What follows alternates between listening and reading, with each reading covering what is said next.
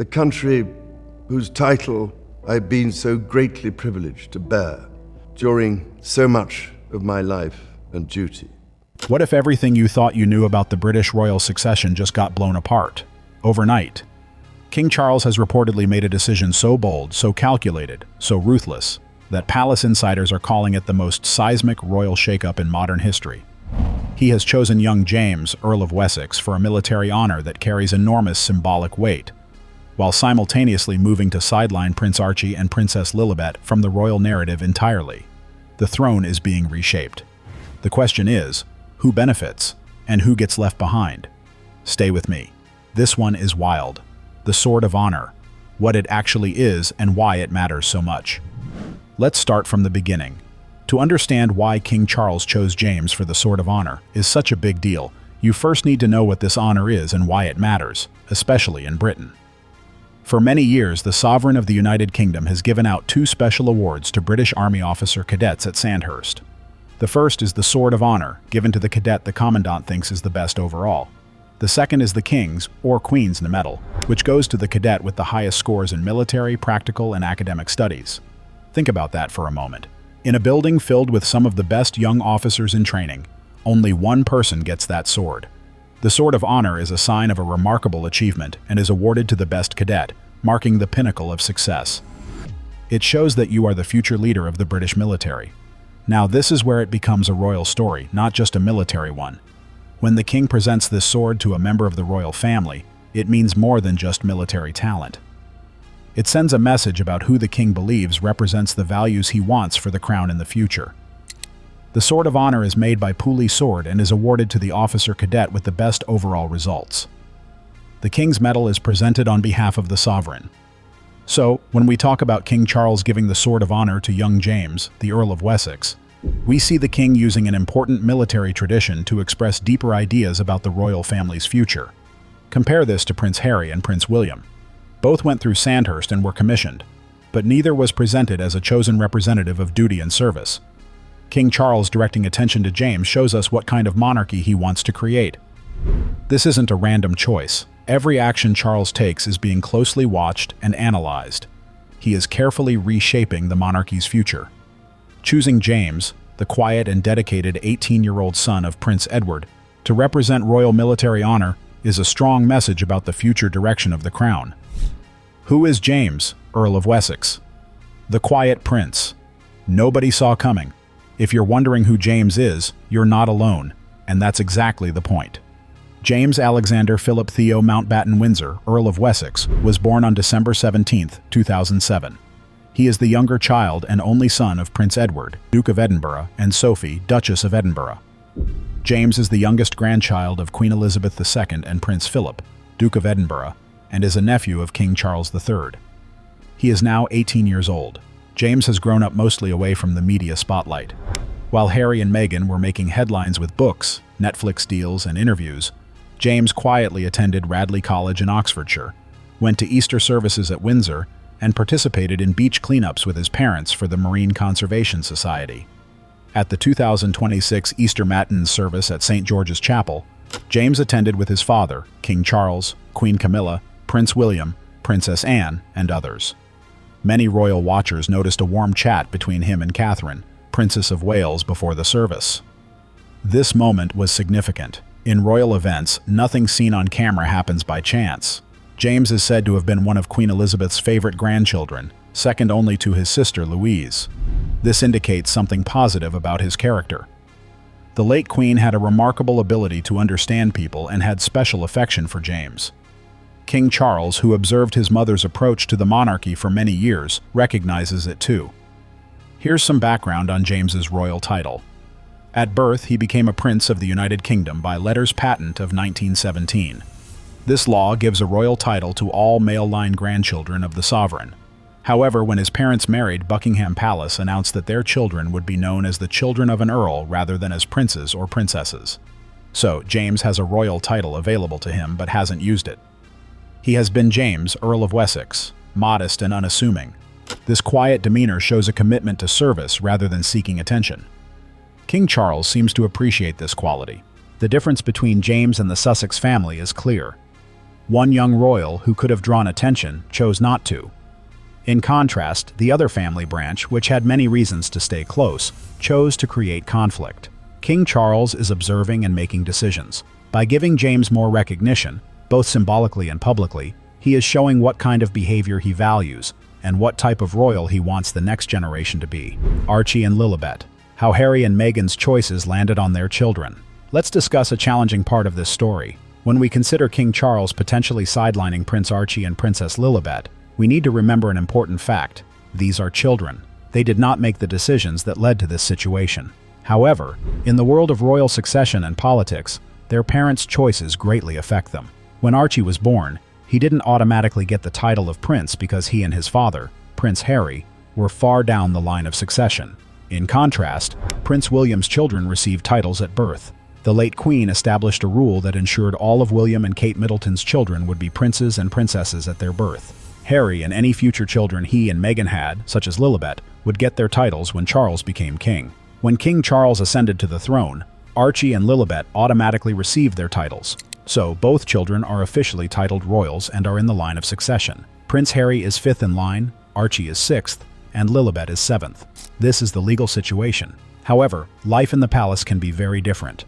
Analysts and royal watchers are increasingly noticing this distinction. Reports suggest that King Charles has excluded both Archie and Lilibet from the royal family narrative. Whenever King Charles talks about his grandchildren, he only mentions William's children, not the Sussexes. Royal editor Kate Mancy notes that when Charles discusses the future, people assume he is referring to William and Kate's 3 children, rather than to Archie and Lilibet. This is subtle but harmful. Charles is not breaking any rules. He does not include Archie and Lilibet in his vision for the future. They are missing from his speeches and public mentions. They do not appear on the balcony or at official events. For all practical purposes, they are absent. There have been ongoing reports about King Charles wanting a smaller monarchy. He has never confirmed this, but signs have appeared since his coronation, such as the small number of family members allowed on Buckingham Palace's balcony. The Sussexes made their own choices. They stepped back from royal duties, did the Oprah interview, and Harry wrote a memoir, Spare, which revealed family issues to the world. Meghan sought media deals that critics argue leveraged royal access while claiming to be independent. All these decisions carry consequences. Now, the impact of those choices is being felt not directly by Harry and Meghan, but by their children's roles in the royal story. The constitutional reality: can Charles actually remove them from succession? Let's take a step back and address a question many royal experts are discussing. Can King Charles legally take Archie and Lilibet out of the line of succession? The answer is complex. Many headlines online exaggerate what's been confirmed. There's no clear record showing that Archie and Lilibet's formal titles, their prince and princess status, were officially changed after 2025. Most sources agree they received these titles when King Charles ascended the throne, and later discussions are based on speculation rather than on confirmed actions. Since 2025, various outlets have talked about possible future changes, including restructuring the palace or removing titles, but Buckingham Palace has officially confirmed none of this. It's important to remember that the viral videos, sensational headlines, and breaking announcements may be discussing scenarios that have not been verified at the time of this video. However, the king can remove their titles. King Charles has considerable power over royal titles. He could strip Prince Archie and Princess Lilibet of their titles before stepping down, which could help Prince William avoid backlash, as this would happen under Charles's rule rather than his own. Several laws, including the Act of Settlement and the Succession to the Crown Act 2013, set the order of succession. Changing who is in line to the throne requires Parliament to pass new laws, which is a big task. But removing titles is a different story and falls under the king's authority. What we're seeing now is a slow process in which Charles seems to be making Archie and Lilibet less visible within the royal family without making any formal changes. Instead of a big announcement, he appears to be changing how they are presented, making them seem absent from the working royal family, while the legal questions remain unresolved. The goal of a smaller monarchy, as a royal insider put it, is that fewer people mean less drama. This approach works quietly. You don't need to remove a title to lessen someone's presence. You stop mentioning them, don't invite them to events, and don't include them in official photos. You shift their royal identity from being tied to the throne to being tied to California and a Netflix deal instead. This method is arguably cleverer than a formal decision, because it's harder to challenge legally and doesn't generate dramatic headlines. It also puts pressure on Harry and Meghan to speak out about something happening quietly rather than loudly. Whether Charles will take further action, such as changing formal letters or asking Parliament for new laws, remains to be seen. But the direction of these developments is becoming clearer. King Charles's health, his legacy, and the race against time. King Charles III is making important decisions quickly because he is not in good health. He recently shared that his cancer treatment may be reduced in the new year, calling this a personal blessing and praising recent advances in cancer care. Buckingham Palace later confirmed that his recovery is going well, but they have not disclosed what type of cancer he has. This positive news doesn't change the fact that he is a 77-year-old monarch who has been visibly struggling. Court officials report that he is having a hard time keeping up with his reduced schedule, prompting more discussion of his possible abdication. At a recent state banquet, Prince William and Kate appeared confident and energetic, while Charles looked frail and tired. William and Kate are now being prepared for future leadership. They have become grantors of royal warrants, allowing them to officially endorse companies that provide goods and services to the royal family. This is a significant step, according to an insider. Charles understands that his time as king is limited.